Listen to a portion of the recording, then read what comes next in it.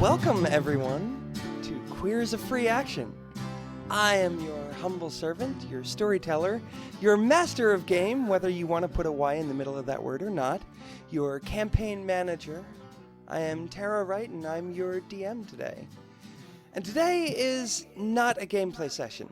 See, in my experience playing Dungeons & Dragons and other RPGs, we've always done character creation as a group.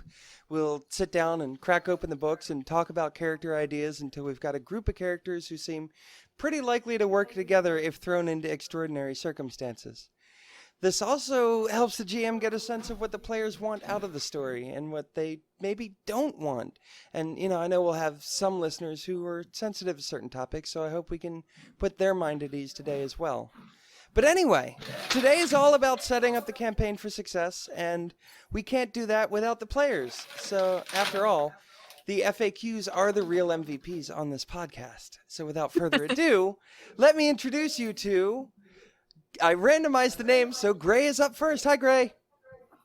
Hi, my name is Gray, and I will be playing JJ Perez. Yes. Georgeanna. Oh, hi, I'm Georgeanna. I'm be playing a character who's not named yet, but she's a cleric and it's really cool. Sweet. Bates. I am Bates, and I will be playing Sym Patico, the sorcerer. Awesome. And CJ. Howdy, my name's CJ, and I'm going to be playing Sasha Spitfire. Sasha Spitfire. I love it. Awesome. So we wanted to sort of introduce ourselves and give sort of like our role-playing backstory, and then we'll get into the character creation and stuff like that. So, who wants to start? Just tell us a little about yourself and how you got into the hobby. I'll go first. Awesome. My first role, so Georgeanna again. My first role-playing game was World of Darkness Vampire, or no, it wasn't World of Darkness. It was the Vampire the Masquerade. So before the big thing changed it all. That was my first role-playing game, and I didn't play Dungeons & Dragons until I was in my 30s, when a former partner was like, "You are way too much of a nerd to have not played this game yet." And I've played I started in 3.5, I played that, 4th, and this is my second time playing a 5th edition game. So I'm a little out of practice with 5th edition, but I'm sure I'll pick it up pretty soon. But I tend to play a lot of indie tabletop role-playing games, so Sweet. excited about this. Like what games? So, a friend of mine makes a lot of games. Oh, cool. But they're not out there in the world. So, yeah, stuff that you listeners have never heard of, but you would love if you got the chance to. But I've also played a lot of Jason Morningstar stuff, so he's well known. Cool. Yeah. So you're like a gaming hipster. It's like not on purpose, but I happen to be friends with an amazing designer who doesn't have time to go out there and publish stuff. So, yeah. All right. Who else? CJ, what about you? So I've been playing, I want to say, since I was maybe 20, 21. My boyfriend at the time, now husband, and a ex-partner of mine got me heavy duty into it, and they were like, "Here, have a way to just let your vivid interior life run free." And I was like, "Oh, this just sounds amazing." So I started out playing Pathfinder because, it's baby's first D&D game for a lot of people are playing, at least newer editions. I've done 3.5, and most recently I did Curse of Strahd for D&D 5e. How was Curse of Strahd? It was actually pretty cool. I played a Dragonborn fighter. Mm-hmm. And I had a companion that was a brick named Bricky. Think a plank from Ed, Edd n Eddy type face just drawn on a brick. And he was actually just a really tiny stone golem that was constantly using sneak. So we would just have to roll to find him. He was just a fun thing to toss into the game. That's awesome. I'm thinking I don't remember what old cartoon that was, but there was a character who just carried around a plank of wood with a smiley face on it, and it was called Plank. Yep, that's what I'm referencing. Ed, Edd n Eddy, that was Johnny. Ed, Edd n Eddy, that's right. Okay. What about you, Bates? What about me, Bates? my history with RPGs is long and sordid. I started playing at around 14, playing original basic D&D. Obviously, then progressed to Advanced Dungeons and Dragons. Played that first, second, and third, and 3.5. At that point, once 4th edition came out, I was like, oh god, oh no, and switched to Pathfinder. And so, but this will be my first foray back into D&D in probably 10 years, if not more. Mhm. So this should be fun. Everyone hates on 4th edition. I'm the only one who actually likes it. I don't hate it. It was the wowification of D&D.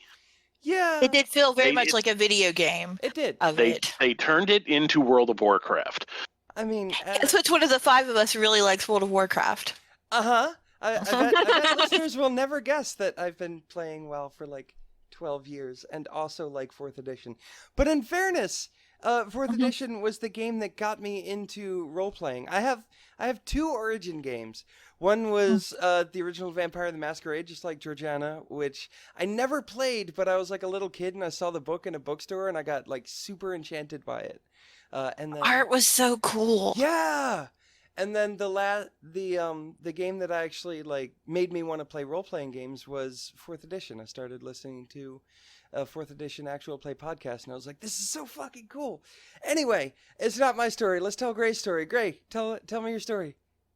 Well, I actually started as a kid. My mother was a prolific dungeon master. She had been playing. She started with AD&D, and had worked her way through just about every system. I started with Dungeon Crawlers Classics when I was like little.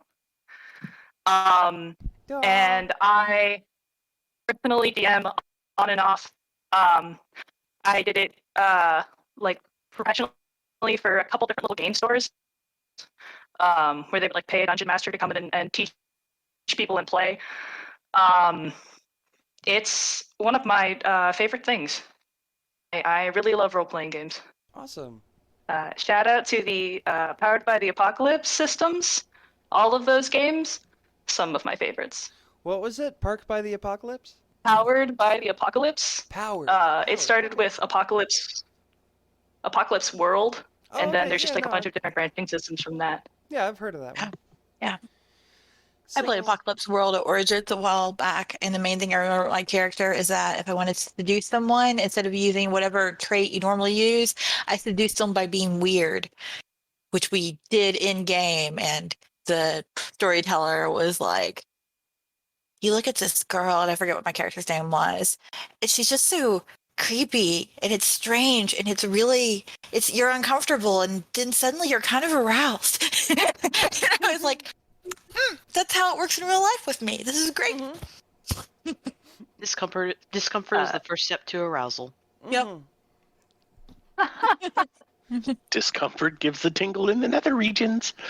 Well, we all know about how to give the tingle in the nether regions, and so do our characters.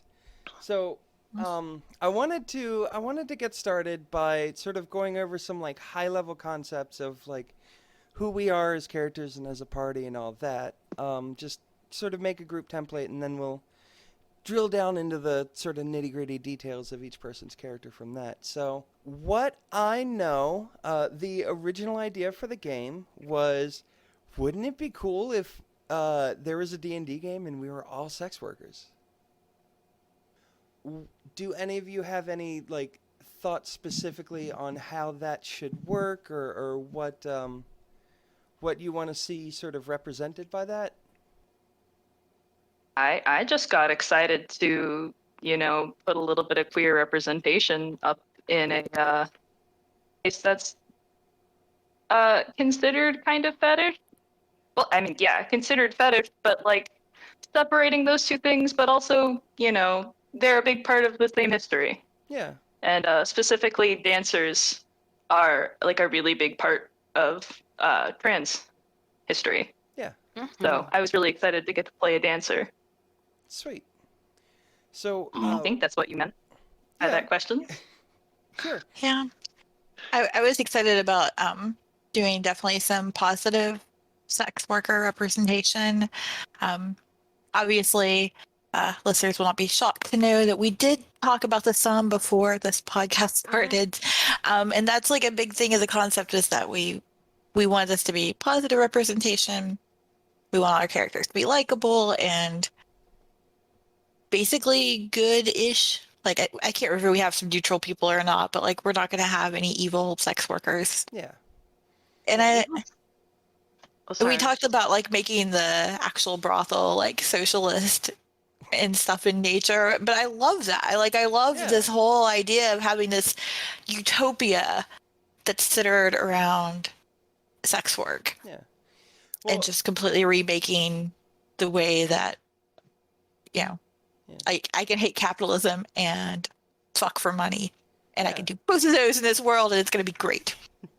yeah. Well, one of the sort of goals that I have is to give you that fantasy of like the awesome, safe environment to do sex work in, while also developing that socialist space.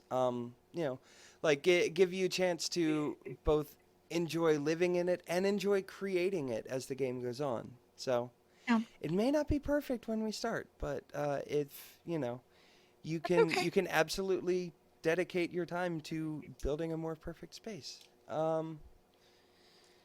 So what sort of, I mean, obviously, so I'm going off of a group template document, and there's 3 questions on it. What is the group supposed to be? We're a group of sex workers. What common experiences has the party been through, and what is the current status of the group and its members? Like, where are they? What are they doing? That sort of thing. So, like, as I understand it from the conversations that we've been having, a couple of you are going to be working in the brothel, and a couple of you are going to be working at the strip club across the street. So how do we think we know each other? Does everyone know everyone? Are there characters that don't know each other? How can we draw a line between these characters to make, Well, I know in some of our previous conversations that we had talked about this brothel being more of a complex. So my thought would be that you've got the brothel, which encompasses the sex workers, and then also the strip club, which encompasses the dancers, but all under the same management. Okay. So Okay. in which case we would all essentially end up being coworkers. Yeah. I mean, if nothing else, you work across the street from one another. So Probably go to the same Maybe bar, the even, same like, some- inn. there's definitely sort of one of the things that I've fleshed out in the world is that there's definitely going to be like the industry bar that you probably all go to. And I can give more detail if you want it, if you want to build into your backstory or whatever, but if not, I will just save that for the show. Gonna get quests at the tavern. You might. Shocker. I mean, it's a classic would part say- of D&D. It really is. It's so tropey. It has to happen. Of course. Go ahead, Gray. So, JJ, I'm imagining, is kind of like a busybody. And elves don't sleep traditionally. They trance instead. So it would not surprise me if JJ had, a couple jobs. Maybe he works at the tavern part time, Okay, yeah, totally. like as a waitress. Mm-hmm. But it would make sense to me that JJ, is friendly and gets around. Cool. Well, is that something that the rest of us can interject on, or maybe toss ideas at you Yeah, go for, for it. or? Well, Yeah, it's up hit to me with Gray, it. but yeah. Okay. From your description of JJ being a bit of a busybody, I would think bartender would be perfect. Then, I was for thinking like the that, but it secondary, felt bold. because if somebody comes in, I mean, and they're not talking to anybody else, they're talking to the bartender. Mhm. That's got a perfect way for JJ to pick up pick up gossip, find out what's going on around town, what's happening with other places in the industry. And it gives you a I perfect really way like to that. know everyone. Yeah. So the bar is called the Small Hours, and it's open from like late at night until early afternoon. And of course, like city liquor laws sort of prevent the sale of alcohol after a certain time, but if you walk in at 4 a.m. and order a coffee and give a wink, they'll make it exactly as strong as you want it to be. So yeah. Coffee, it's- make it a double. Sounds It is a bar and meeting place for not just the sex workers, but for everyone who makes their money at night. People who tend bar at other venues, musicians, that sort of thing. So yeah, drilling down to sort of the individual character level, which is where we seem to be. I don't know. Start throwing things out. What are you guys playing? What do you want to play? Who do you? What should we figure out? Well, Sym, basically this started out as an idea. Since we were doing sex work, I went with the idea of fantasy fulfillment. Okay. And with that, I ended up on a sorcerer who specializes in illusions. And then I think it was Georgeanna also threw out the idea of them being a changeling. So we have That was me, yeah. We have Sym Patico, the changeling sorcerer who specializes in illusions. I can fulfill your fantasy any way you want. yeah. Cool. And I kind of think, I kind of feel like that ability alone would bring a certain prestige to his clientele. Definitely. Do you work at the strip club or the brothel or? Sym is definitely a brothel worker. Okay. So you work at Madame Red's. Madame Red's Yes. Entertainment Emporium, as it were. Okay. Indeed. Did that name stick? Hmm? Did that name stick? Yeah, yes. I mean, unless anyone really hates it, it's definitely going to be Madame Red's Entertainment Emporium. I mean, I love it. Yeah. I love it too. Where is Changeling? Is that in the PHP, or where can I look that up? I actually had to find that. It's in the Eberron stuff. Okay. Just like link it to me or something. Yeah, So I'll I can do that. have it for my reference. Actually, I thought I had linked it, but I'll find it. Maybe, but do it again. Because now I'm thinking about it, I'll shove it in one of the many documents in my Drive folder. These are two.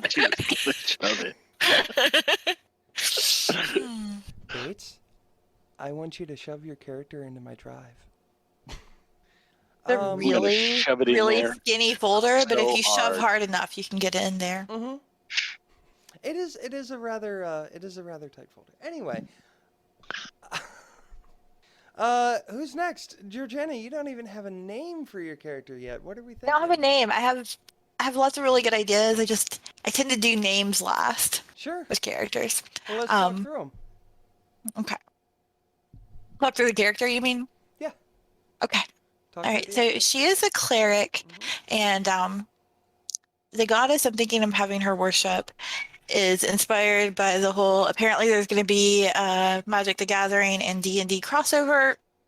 So I asked one of my friends who does magic. I was like, I need a goddess that I can do that's going to be like life domain, but is also going to be really sex positive. And I gave him some other traits, and he came up with Tristani, who is a LPG card.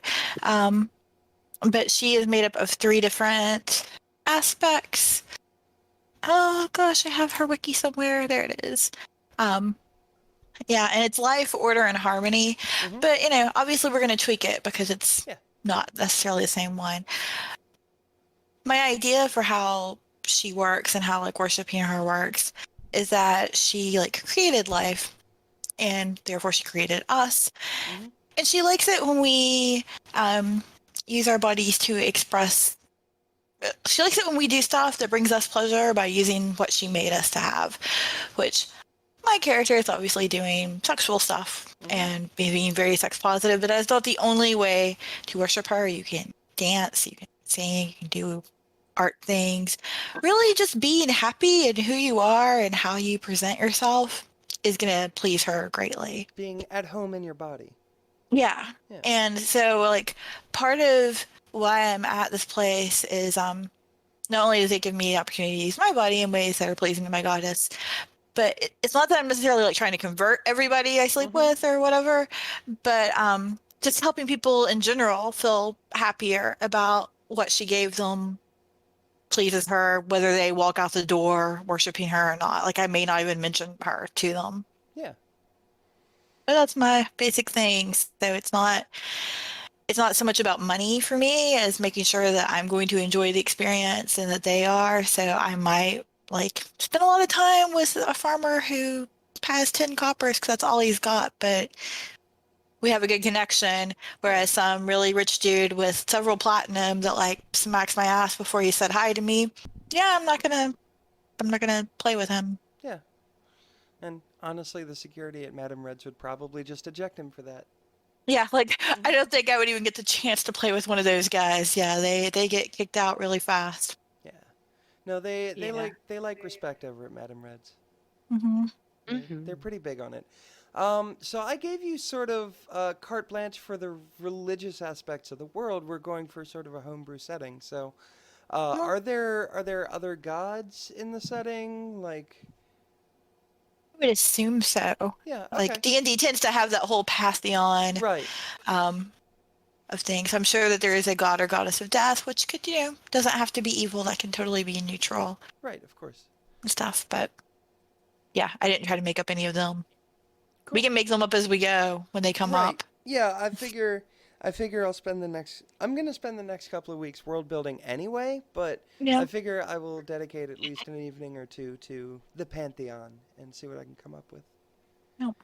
I'm the biggest lore whore. I'm so excited for that.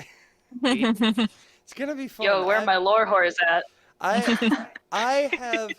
have had to stop myself from doing more world building because I wanted to have this conversation first and let all of you like bring your own ideas into it before I get too detailed. So, yeah. CJ, tell me about your character. So Sasha is a really fun character. I've sort of conceptualized them a little bit in the past, but I haven't really done much with it. I'm thinking Sasha's a fighter by nature. Haven't quite figured out gender or particular species. Maybe Dragonborn. Dragonborns are always fun. But I was thinking like part-time like himbo stripper dancer that like has fun, but also is like security at Madame Red's that like sort of, helps out, keeps everyone safe. They themselves, I'm thinking he himself is not like he's not a like person of the night, but he doesn't get involved with that is what it is. Like, it's too messy. So, yeah, so like stripper and also just like bodyguard. But does he occasionally partake? Well, that's for the people at Madame Red's to know. And for you to find out. You had me at himbo. I do love a himbo. I really wanted to play like a really fun like himbo type character. Like definitely like neutral good, kind of just very cheerful. Not the brightest, but no fighter is. I am absolutely looking forward to the himbo versus himbo-ness of your character and JJ. It's going to be amazing. Am I the only girl character-wise? I think you might be. Yeah, that makes sense. Yeah. That's cool though. I mean, you and I are the only girls like in the call. Yeah. So. Yeah. So I shouldn't be surprised. Yeah. I guess I thought that we would have a day too, but that's fine. Like, I mean, Sasha's open to interpretation. I haven't quite officially figured out gender. Well, and with Sym being a changeling, they could easily be a they as well. Yeah. And I think we had talked about the elf thing of like The gender. Yeah. transgender doesn't necessarily exist in their world, because everybody like the like latent androgyny of these species is just kind of like, oh, what up, dude? Oh, actually, it's cis now, just for a little while. It's like, oh yeah, whatever, chickie, got you. And it's Yeah. like as simple as that. So Mhm. I Yeah. did mark down all pronouns for JJ at the moment. He's rocking with him. So. Cool. That's awesome. Yeah. So speaking of the way that people relate to trans people and things like that, one of the things that I wanted to do today was have a bit of a negotiation session, just talk about some of the things that we are or are not comfortable with in the game. So, like if anyone has anything that they want to throw out, go ahead. But the things that I have written down are that I do not want to portray sexual violence. I don't think it's necessary for a good story, even if we are like in a profession where that is absolutely a danger in the real world. This is a fantasy world, and we don't need to use it for storytelling. Yeah. Yeah. I also And I mean, if someone wants a story where that happens to sex workers, pretty There's- much the majority of sex worker stories, especially ones not even told by sex workers, are going to include that. yeah, So go watch CSI. seriously. Yes. The other thing that I don't really want to portray is like transphobia. Like I figure that it just kind of doesn't exist in this world. It's like nobody cares, you know. Maybe some people aren't quite as enlightened as the elves, but nobody's, there's not going to be there's not going to be anyone being aggressively transphobic toward the party or anyone else. Editor's note: after the recording of this session, we continued to discuss backstory details for the characters, and it was decided that one of the characters would come from an unsupportive home, and that their parents' transphobia would be part of their story. While I don't expect this to occur often during the course of gameplay, it will likely come up a few times. A content warning with timestamps will be given at the beginning of any episode that depicts transphobia or other sensitive topics. I dig that. I have a few more things that I wanted to get opinions on, but is there anything that comes to anyone's mind that, they definitely don't or definitely do want to see in the game? Maybe there's something you definitely do want to see, like educating a family member on something, or I don't know, whatever.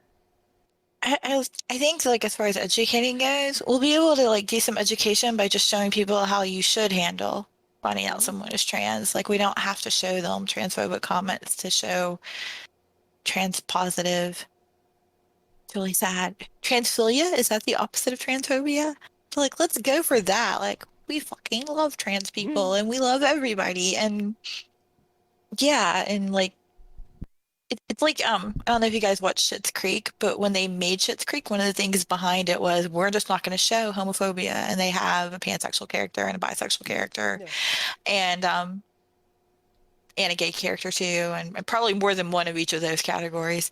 Yeah. But yeah, they managed to have, it's a comedy, but they have conflict and stuff without ever having to reach in that well. Okay, Like not even for joke purposes. They just don't have it, and it's fine. cool. And so I think we can do that too and demonstrate good stuff. Yeah, Oh yeah. awesome. Any other like serious no's or things that you want to bring up? Anyone? Go ahead, I Greg. will specifically say that homophobia is a huge hard line for me. One of the things that I think would be interesting to explore, and one of the things that I think we've been leaning towards exploring, is kind of class inequality. Mhm. Like just a little bit. Definitely. I would be willing to, if that is a theme that we are going to explore, especially how class inequality affects sex work. Mhm. because that is a huge thing. So definitely a no on homophobia, not portraying that, and you are definitely cool with like themes of class inequality. I am, I'm suggesting that actually because Awesome, I think that's Yeah. great. a I good don't topic. have to throw out my entire campaign idea. Cool. Anyone else? Any hard limits? If we can get into specifics around the acts themselves, I did want to talk about that. Um, What is your comfort level? I'm fine with anything for the most part, except scat play. Okay. That's a hard no for me. Yeah. Yeah, pretty much same. Yeah, for me it's like, Go ahead. oh sorry, scat, water sports, and like rainbow play are my hard limits. Yeah, and I'm also gonna like throw necrophilia out there. Okay. Yeah. As probably the lightest person on the spectrum here, I have to ask, what is rainbow play? Oh no. I'll tell him. It involves No. vomit. I'll just say it. Like that's it. Like I'm not gonna go into great detail. But yeah, Okay. it's Yep. No more That tell me. nope. Nope, we are all good there. yeah. The only thing coming out of bodies is gonna be cummies. Oh god. So And here's spit. my question. Here's my For my question. own Anytime- personal scenes, can we avoid the word cummies because I will lose any erotic things I was saying. I am the exact same way. I cannot stand the word. I don't want come infantilized. It's just weird. Anyway, CJ, you were saying It was something. cute when you said it, Gray. It just wouldn't work for me in a Absolutely, yeah. sexual sense. Yeah, it would completely kill the mood. I have The meme word. yeah. Bad Disney It's like, crossovers I going would through never my say head. peen in a sexual way. I think I tried to once. Once being the operative word. You ever see a lead balloon try to Let fly? me hop on that. Let me hop on that peen. Yeah, Daddy, check me with All your right, that's peen. the JJ Oh, flirt. God. Write it down. So in the realm of sexual explicitness, I had some thoughts, some general guidelines that I wanted to go for, and we'll see. Oh yes, I'm sorry. Go ahead, CJ. It's okay. I'm sorry. I was just going to interject. I will absolutely forget this otherwise, but I feel like anytime we explain some new sexual term that like is new to the group, there should be like the more you know sound or something like that. Like, we should absolutely have something for that. So yeah, I had a couple ideas for guidelines.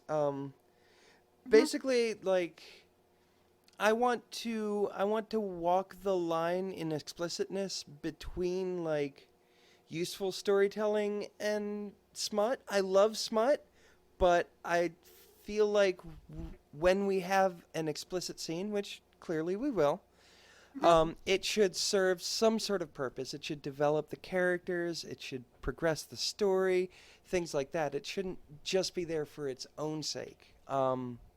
That's my feeling anyway. I do love sex things for their own sake, but I feel like in this context, it doesn't really like it. It absolutely fits for the characters, but it doesn't fit for the story and like the momentum of an RPG podcast, that kind of thing. But does that make sense to everyone? Does anyone have thoughts on that? Yeah, it does. Because if we were just gonna do sex for sex's sake, then we wouldn't bother having character sheets. Right. We would just tell cute stories about hot sex involving elves. Yeah. Probably wouldn't put it on the internet. So we Which- shouldn't be rolling to seduce the doorknobs, is what you're telling us here. You don't need to roll to seduce Yeah, man. doorknobs. They are incredibly like. Fuck that If door. you can roll a 2, you have successfely succeeded. The doorknobs. I don't know. Gray tried to seduce my doorknob a little while ago, and it went soft on him. So. But you get a critical no. fail. It Sarah happens. broke Gray again. For I don't even know context, what to- for context, my doorknob is, Oh. let's say, loose in its mechanism. So, it requires a specific way Loosey goosey. of messing with it. Gray made your doorknob go limp. Yes. Is what you're saying. I just couldn't get a handle on her knob. Mhm. I don't know what to say. Tweezers? Corn on the cob? Teasers. Oh my god. So another thing that was brought up in the chat was PvP conflict. What are our thoughts on that inter-party conflict? Yeah. I know, think hard turn. Sorry, hard transition. no, we gotta. Hard turn. You're doing your job. I get it. I think it's going to be hard to find reasons for like a group of sex workers to like beef with each other. I mean, I could be wrong, but it just sounds like it's a hard thing to do. Well, Yeah. I mean, I'm hoping that we all mostly get along and that, I mean, we're going to disagree on like strategy, I'm sure, like when we're planning the fight, which is silly to disagree too much because it will not survive 2 rounds into the actual combat. But especially since, you know, the storyteller will be listening to us plan the conflict. For some reason, that guarantees. But yes, tell me all like if your we- plans. But I mean, I think we can have like occasional value clashes, not like major values, but like things like where I'm like, we should take this money and give it to the poor. I don't know if I would be doing that, but like one of us could want to do that while the other one is like, or we could take the money back to the house and improve the library. Like, and then we can talk that out. And I think that's fine to do in character. Like I said, I've had games Or where maybe someone in my we party could- like pulled a weapon on me because they got mad, and I'm like, this is not cool. Yeah, and one of the examples of when we were talking about this previously was, I recently in another game threw a party member off a moving boat because they stole from the party. So We're all we all have like roughly the same alignment, and you know, just party dynamic wise, we're all gonna share mostly the same values. I think in a lot of things. I don't think it would ever come down to roles, like against each other. Yeah. I don't think we'll have to throw each other off the boat moment unless it's like for funsies. Yeah. Yeah, we would consent to that first. Mhm. Yeah, due to the like consensual nature of this party, I think inter-party conflict will happen, but in mostly role play, less in dice rolls. Yeah. Yeah. Absolutely. I might And if we- might ask for like an insight check every once in a while, but you know, I'm probably not going to make you guys roll dice against each other if we don't have to. Yeah. Yeah. Yeah. And I think like if we're having a like discussion or whatever and it's starting to get heated, we can totally check in with each other Yeah. to make sure like, hey, so unnamed character is annoyed with you right now, JJ, but I want you to know, Gray, that's Georgeanna, we're cool, right? We're fine. We're not actually, because if we start to get mad, then we can take a break and not do that because it's a game. Yeah. Yeah. Yeah, because that's not fun either when you're actually mad at the person sitting across the table from you, even if the table is 4 hours away by car. Not, We'll not find a that- Denny's in the not middle that to I've meet. looked it I'll up or square up in the anything. parking lot. Oh my gosh, that would be Knife worth fight at it. Denny's. That would be worth it. We should go have Denny's sometime. Yeah, Bates, you're gonna have to drive a little bit longer, but we'll try to triangulate, and we'll If- all meet up at a Denny's Bates, and eat if you- pancakes. If you fly Triangulate. to one of our locations, we'll take you to the Denny's. And pay for it. I'll buy you Denny's. Yeah, He'll- you buy he'll a buy plane you ticket, Denny's. we'll buy you Denny's. I think I Even can trade. get I'll buy you Denny's get to twice, shit. Baltimore for $99. So Okay. Wow. Listen, I You promise. did it there. I promise you a really fun game night, and then an awesome Denny's the next day, and then probably a really fun game night with different people. I'm always down for very fun game nights. And Denny's. So that was most of what I wanted. Are we trying to get Denise to sponsor us? Because I could say them one more I know. time.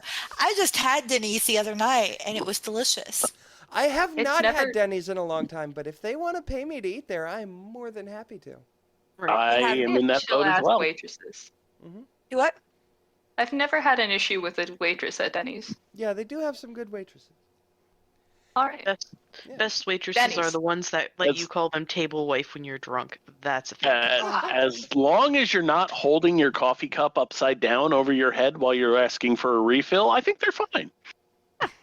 Gotta Not pull that a I know pull. anybody who's Another. actually ever done that. No, Oh, nobody. we're all nice to our food service workers here, right? Yeah. Right? Absolutely. Yeah, no, I was a Your food service workers worker. I am Mhm. incredibly nice. Mm-hmm. I will never wait again. Yeah. My background is in catering. I've never done restaurant work, but I know it's an entirely different world. Hey, catering- save the PDAs for the game. Yeah, fair. So that was most of what I wanted to talk about. I did want to go back through the characters and talk about anything mechanically interesting that any of you had in mind. I also do believe I mentioned that I was going to start you all with at least a magic item of common quality, I think. Maybe I said common or uncommon. So let's dig down into some mechanics. Who has how far like built out are your character sheets right now? I'm currently working on background, and I still need to do gear. So Okay. Yeah, I am pretty much the same. I've got like all the numbers in and I picked the skills or whatever, but I have no gear because I use D&D Beyond to try to make my character sheet. And when I got to the gear section, it got weird. And I was like, I don't know what gear I'm allowed to have, and I can't figure out how to find it. Like I tried to look for like just a weapon, and I like checked the proficiency thing, so it was supposed to, I assume, find me weapons that my cleric is proficient in. And it was like, there are no weapons available, and I'm like, that seems unlikely. The shopkeeper is out The of book weapons. says that I can do like a short sword, and I can do this. yeah, I'm actually using Hero Lab myself, which is pulling from the SRD. Okay. I don't know what does Got a that piece of SRD paper. mean? Gray has a piece of paper, a real character sheet. I'm paper. so excited. Oh boy. It's got all 3 pages. Check it out, y'all. Woohoo! Wow. I have a good concept as to what I'm doing, but I actually need to like flesh it out. Just feel free to like slap me on the wrist now. Life has been lifing at me, but that is a thing I will do like between today and tomorrow. Yeah. Bad worries. CJ, no cookie. Today was the sort of like official day to roll up characters, so I am more than happy to do that. Yeah, I just used the standard array because I know you had Okay. said we could do either one. But Yeah. is that what you did, Bates, or did you actually break out some die and roll? No, I went with a point buy. Okay. Yeah, for stats, you can roll your stats. You can do the standard array. You can do the point buy. Whatever you want to do. For hit points, I said this to Gray earlier. Go ahead. Max for first level. Go ahead and roll for 2 and 3, and if you roll below the average in the book, take the average. Okay. Oh, cool. So we're Yeah. starting on level 3? Yeah. I thought, third level. I thought we'd said 4 I think because I went out to 4 I'm okay previously with- when we I'm were. If okay you with do fourth 4, level. we can get feats. Ooh, yeah, let's do 4th level. First level characters are boring. 4th level is fine. We can do 4th. I have feats, 2 of them to be exact. Well, now you get a third one for your character. It's not Which, like if you're a Goes with that sorcerer, third leg, then I guess. Were you going to get a familiar, Bates? You should get a familiar because familiars are the best. Familiars are why you should be a sorcerer in the first place. Get a familiar, please. Get a cute familiar so I can pet it. You're a little baby. Yeah. Familiars cause so much trouble. You're a little baby. Please give me a familiar to play with. This is why I do Yes, not Tara. want a familiar. Yes, Tara, an animal that we can get I'll- attached to. I'll get to give it a cute little voice, like. Well, I mean, it won't die because it's familiar. So we Yeah. can get super attached to it. And the worst that'll happen is it will go poof and Bates will have to resummon it. Mhm. Your imp smacks you on the forehead is- by way of greeting. Hi, Sym. How are you? Is this the familiar not dying a new mechanic for 5e? I don't think Remember, this is so. the first time I've ever played Yeah. 5e. And Pathfinder 3.5 and in 3.5, familiars could absolutely So- die, So, in fairness, and it caused bad things. I'm not all that familiar with like the nitty gritty of the 5e rules. I'm gonna have to do some research. But I could be wrong, but I thought familiars didn't Yeah. die, but the ranger pets can. yeah, the way I understand it is if you're, and I could be totally wrong, but if your like a little pet thingy or whatever engages in combat, it's fair game. Like engages mechanically and rolls an attack roll and like has those stats. But if it doesn't engage in combat, or if it's something that narratively, like I have my assistant dig my crossbow out of my bag and give it to me, that's just you taking a free action to draw your crossbow and describing it in a cool way. That familiar is not fair game for combat. That thing won't die. Or we could have it where like it can die and then it like reappears a few hours later and is mad at you. Like whatever. We can, if it's a combat pet, it can die. If it's not a combat pet, whether or not it can die narratively for a short amount of time, I don't know, but we'll get to that when it comes to it. But I'm not going to kill off your pet. This is a good thing.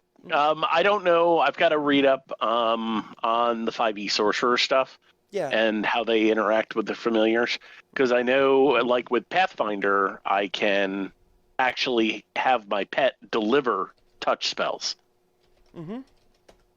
So it's, basically I can actually cast a touch spell that if I'm not next to somebody, pass it to the pet, and the pet can actually, during their initiative, maneuver over and slap them upside the head with the spell. Yeah, and that because it has a place on the initiative tracker, it would be a combat pet, and it would be like susceptible to damage and things like that. Yep.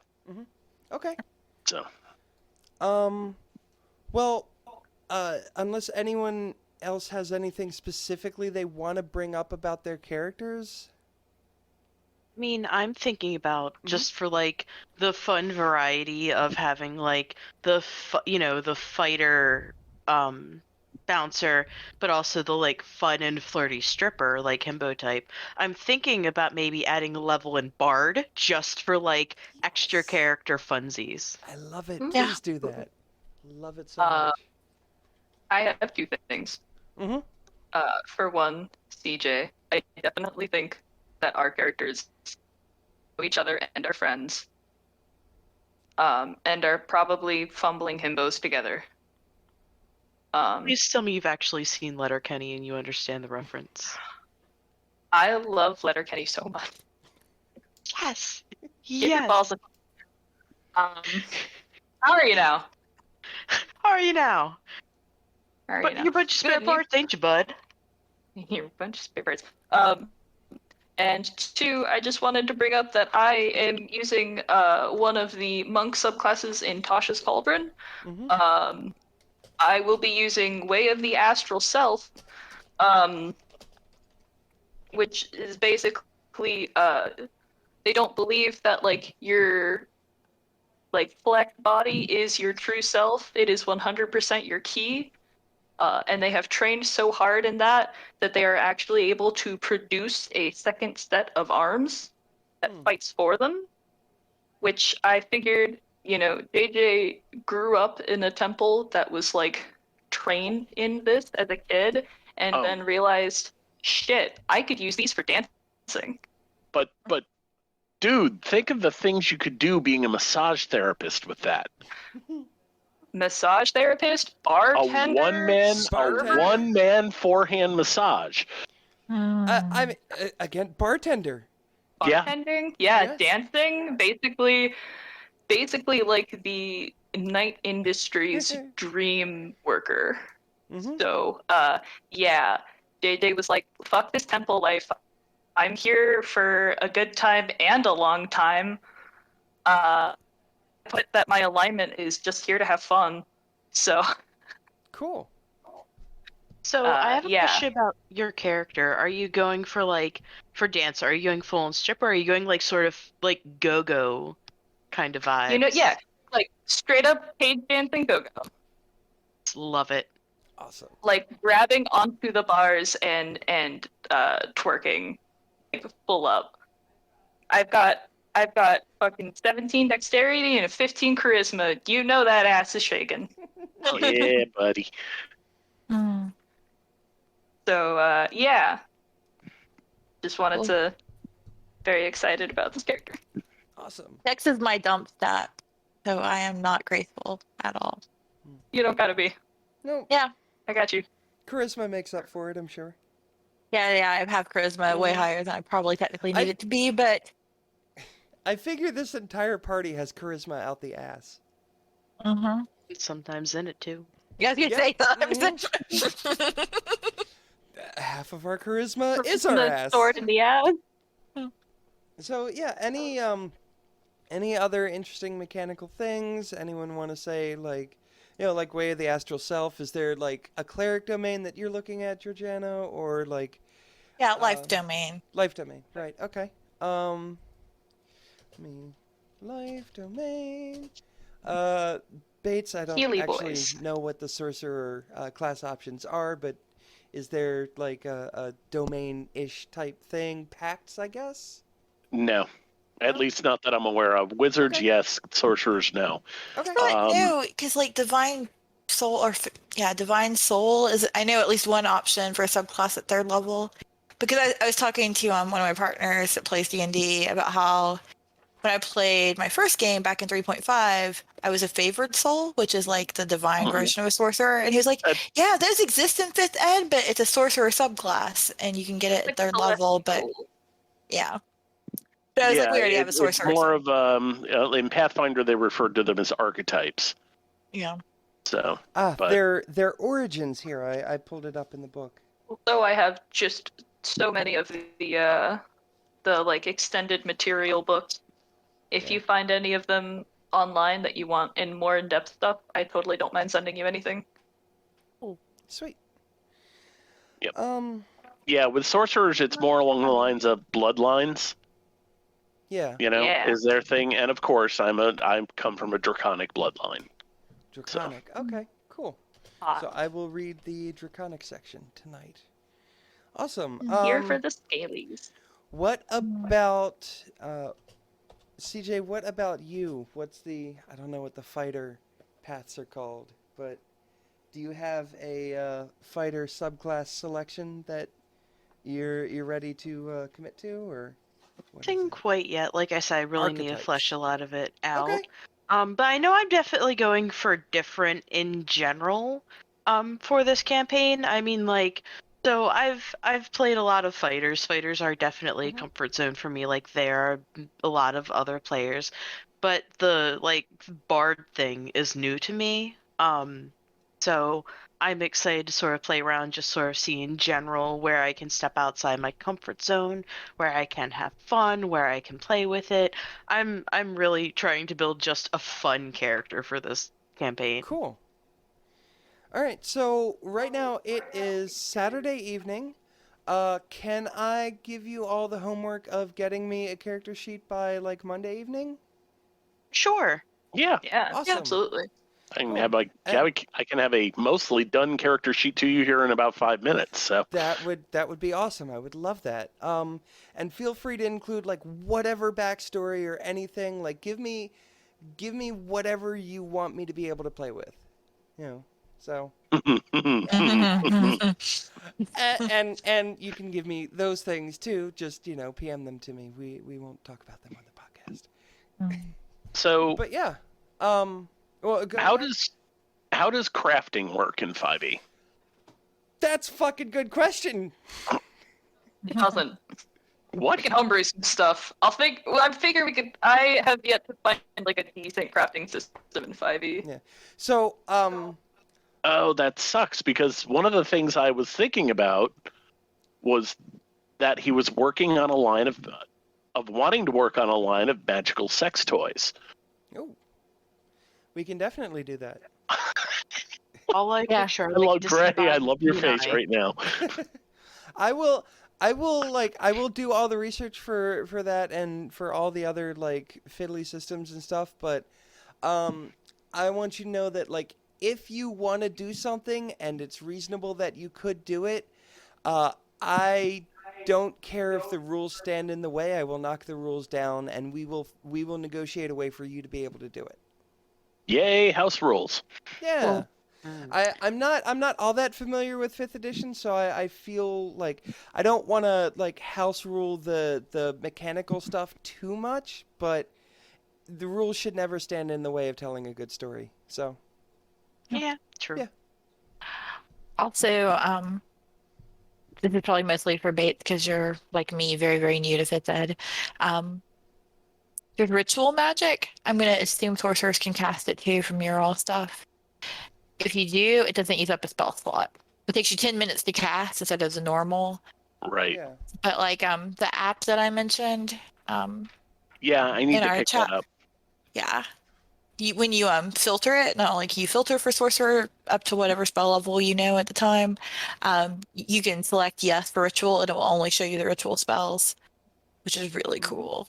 Nice. It's like I won't be able to cast cure as a ritual, which makes sense. Yeah. But other things, like if we come across, like if someone has died and I can't raise them because I'm level 4, I can, though, as a ritual, do the thing that preserves their body for a lot longer Right. so we can get them raised. I think gentle repose or something like that. Yeah, I think repose was, yeah. Oh, I repair. Yeah. do not Yeah. actually see ritual casting in the base sorcerer.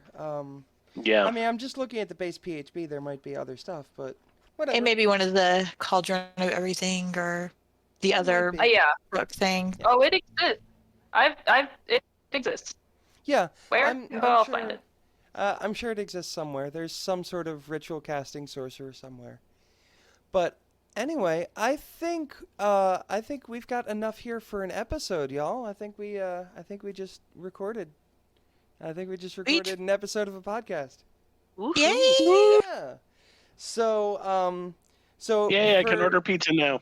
For the listeners, there will be another episode in the feed when you're hearing this, and that'll be the first gameplay episode. For us, it's going to be a couple of weeks, and we're going to go now and figure out when that might be. But for now, thank you very much for listening, and I hope that you, as well as all of us, have a wonderful time enjoying the game that we're all about to play. So, yeah.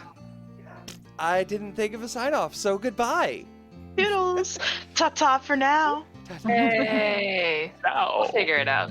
Yeah.